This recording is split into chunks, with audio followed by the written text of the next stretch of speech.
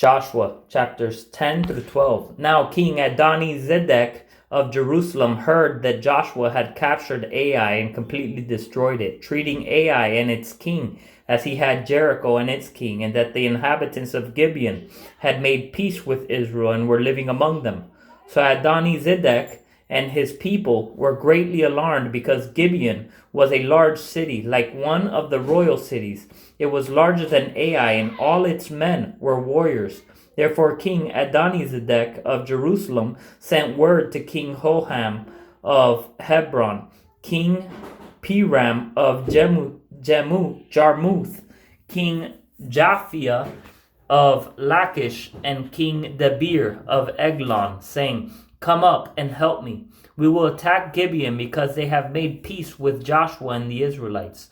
So the 5 Amorite kings, the kings of Jerusalem, Hebron, Jeremoth, Lachish, and Eglon, joined forces, advanced with all their armies, besieged Gibeon, and fought against it. Then the men of Gibeon sent word to Joshua in the camp at Gilgal, "Don't give up on your servants. Come quickly and save us. Help us. For all the Amorite kings living in the hill country have joined forces against us." So Joshua and all his troops, including all his best soldiers, came from Gilgal. The Lord said to Joshua, "Do not be afraid of them, for I have handed them over to you. Not one of them will be able to stand against you." So Joshua caught them by surprise after marching all night from Gilgal. The Lord threw them into confusion before Israel. He defeated them in a great slaughter at Gibeon, chased them through the ascent of Beth Horon, and struck them down as far as Azekah and Makkedah. As they fled before Israel, the Lord threw large hailstones on them from the sky along the descent of Beth Horon all the way to Azekah, and they died. More of them died from the hail than the Israelites killed with the sword. On the day the Lord gave the Amorites over to the Israelites, Joshua spoke to the Lord in the presence of Israel, "Sun, stand still over Gibeon, and moon over the valley of Aijalon." And the sun stood still, and the moon stopped, until the nation took vengeance on its enemies. Isn't this written in the book of Jashar? So the sun stopped in the middle of the sky and delayed its setting almost a full day. There has been no day like it before or since, when the Lord listened to a man, because the Lord fought for Israel. Then Joshua and all Israel with him returned to the camp at Gilgal. Now the 5 defeated kings had fled and hidden in the cave of Makkedah. It was reported to Joshua, "The 5 kings have been found. They are hiding in the cave at Makkedah." Joshua said, "Roll large stones against the mouth of the cave and station men by it to guard the kings. But as for the rest of you, don't stay there. Pursue your enemies and attack them from behind. Don't let them enter their cities, for the Lord your God has handed them over to you." So Joshua and the Israelites finished inflicting a terrible slaughter on them until they were destroyed, although a few survivors ran away to the fortified cities. The people returned safely to Joshua in the camp of Makkedah, and no one dared to threaten the Israelites. Then Joshua said, "Open the mouth of the cave and bring those 5 kings to me out of there." That is what they did. They brought the 5 kings of Jerusalem, Hebron, Jarmuth, Lachish, and Eglon to Joshua out of the cave. When they had brought the kings to him, Joshua summoned all the men of Israel and said to the military commanders who had accompanied him, "Come here and put your feet on the necks of these kings." So the commanders came forward and put their feet on their necks. Joshua said to them, "Do not be afraid or discouraged. Be strong and courageous, for the Lord will do this to all the enemies you fight." After this, Joshua struck them down and executed them. He hung their bodies on 5 trees, and they were there until evening. At sunset, Joshua commanded that they be taken down from the trees and thrown into the cave where they had hidden. Then large stones were placed against the mouth of the cave, and the stones are still there today. At that day, On that day, Joshua captured Makkedah and struck it down with the sword, including its king. He completely destroyed it and everyone in it, leaving no survivors. So he treated the king of Makkedah as he had the king of Jericho. Joshua and all Israel with him crossed from Makkedah to Libnah and fought against Libnah. The Lord also handed it and its king over to Israel. He struck it down, putting everyone in it to the sword, and left no survivors in it. He treated Libnah's king as he had the king of Jericho. From Libnah, Joshua and all Israel with him crossed to Lachish. They laid siege to it and attacked it. The Lord handed Lachish over to Israel, and Joshua captured it on the second day. He struck it down, putting everyone in it to the sword, just as he had done to Libnah. At that time, King Hiram of Gezer went to help Lachish, but Joshua struck him down along with his people, leaving no survivors. Then Joshua crossed from Lachish to Eglon, and all Israel with him. They laid siege to it and attacked it. On that day they captured it and struck it down, putting everyone in it to the sword. He completely destroyed it that day, just as he had done to Lachish. Next, Joshua and all Israel with him went up from Eglon to Hebron and attacked it. They captured it and struck down its king, all its villages, and everyone in it with the sword. He left no survivors, just as he had done to Eglon. At Eglon, he completely destroyed Hebron and everyone in it. Finally, Joshua turned toward Debir and attacked it, and all Israel was with him. He captured it, its king, and all its villages. They struck them down with the sword and completely destroyed everyone in it, leaving no survivors. He treated Debir and its king as he had treated Hebron and as he had treated Libnah and its king. So Joshua conquered the whole region, the hill country, the Negev, the Judean foothills, and the slopes, with all their kings, leaving no survivors. He completely destroyed every living being, as the Lord, the God of Israel, had commanded. Joshua conquered everyone from Kadesh Barnea to Gaza, and all the land of Goshen, as far as Gibeon. Joshua captured all these kings and their land in one campaign, because the Lord, the God of Israel, fought for Israel. Then Joshua returned with all Israel to the camp at Gilgal. When King Jabin of Hazor heard this news, he sent a message to King Jobab of Madon. The kings of Shimron and Akshaph, and the kings of the north in the hill country, the Arabah south of Shinnereth, the Judean foothills, and the slopes of Dor to the west, the Canaanites in the east and west, the Amorites, Hethites, Perizzites, and Jebusites in the hill country, and the Hivites at the foot of Hermon in the land of Mizpah. They went out with all their armies, a multitude as numerous as the sand on the seashore, along with a vast number of horses and chariots.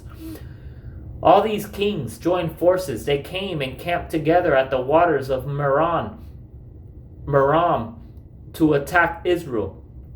The Lord said to Joshua, "Do not be afraid of them, for at this time tomorrow I will cause all of them to be killed before Israel. You are to hamstring their horses and burn their chariots." So Joshua and all his troops surprised them at the waters of Merom and attacked them. The Lord handed them over to Israel, and they struck them down, pursuing them as far as Greater Sidon and Misrephoth and Misrephothmaim, and to the east as far as the valley of Mizpah. They struck them down, leaving no survivors. Joshua treated them as the Lord had told him. He hamstrung their horses and burned their chariots. At that time Joshua turned back, captured Hazor, and struck down its king with the sword, because Hazor had formerly been the leader of all these kingdoms. They struck down everyone in it with the sword, completely destroying them. He left no one alive. Then he burned Hazor. Joshua captured all these kings and their cities and struck them down with the sword. He completely destroyed them, as Moses, the Lord's servant, had commanded. However, Israel did not burn any of the cities that stood on their mounds, except Hazor, which Joshua burned. The Israelites plundered all the spoils and cattle of these cities for themselves, but they struck down every person with the sword until they had annihilated them, leaving no one alive. Just as the Lord had commanded his servant Moses. Moses commanded Joshua that is what Joshua did, leaving nothing undone of all that the Lord had commanded Moses. So Joshua took all this land, the hill country, all the Negev, all the land of Goshen, the foothills, the Arabah, and the hill country of Israel with its foothills, from Mount Halak, which ascends to Seir, as far as Baal Gad, in the valley of Lebanon, at the foot of Mount Hermon. He captured all their kings and struck them down, putting them to death. Joshua waged war with all these kings for a long time. No city made peace with the Israelites except the Hivites who inhabited Gibeon. All of them were taken in battle. For it was the Lord's intention to harden their hearts, so that they would engage Israel in battle, be completely destroyed without mercy, and be annihilated, just as the Lord had commanded Moses. At that time Joshua proceeded to exterminate the Anakim from the hill country, Hebron, Debir, Anab, all the hill country of Judah and of Israel. Joshua completely destroyed them with their cities. No Anakim were left in the land of the Israelites except for some remaining in Gaza, Gath, and Ashdod. So Joshua took the entire land in keeping with all that the Lord had told Moses. Joshua then gave it as an inheritance to Israel according to their tribal allotments. After this, the land had rest from war. The Israelites struck down the following kings of the land and took possession of their land beyond the Jordan to the east and from the Arnon River to Mount Hermon, including all the Arabah eastward. King Sihon of the Amorites lived in Heshbon. He ruled from Aroer on the rim of the Arnon River, along the middle of the valley, and half of Gilead up to the Jabbok River, the border of the Amorites. The Arabah east of the Sea of Shinnereth to the Sea of Arabah, that is the Dead Sea, eastward through Beth Shemesh, Beth Jeshimeth, and southward below the slopes of Pisgah. King Og of Bashan, of the remnant of the Rephaim, lived in Ashtaroth and Edrei. He ruled over Mount Hermon, Seilka, all Bashan up to the Gesherite and Maacathite border, and half of Gilead to the border of King Sihon of Heshbon. Moses, the Lord's servant, and the Israelites struck them down, and Moses, the Lord's servant, gave their land as an inheritance to the Reubenites, Gadites, and half the tribe of Manasseh. Joshua and the Israelites struck down the following kings of the land beyond the Jordan to the west, from Baal Gad, in the valley of Lebanon to Mount Halak, which ascends towards Seir. Joshua gave their land as an inheritance to the tribes of Israel according to their allotments.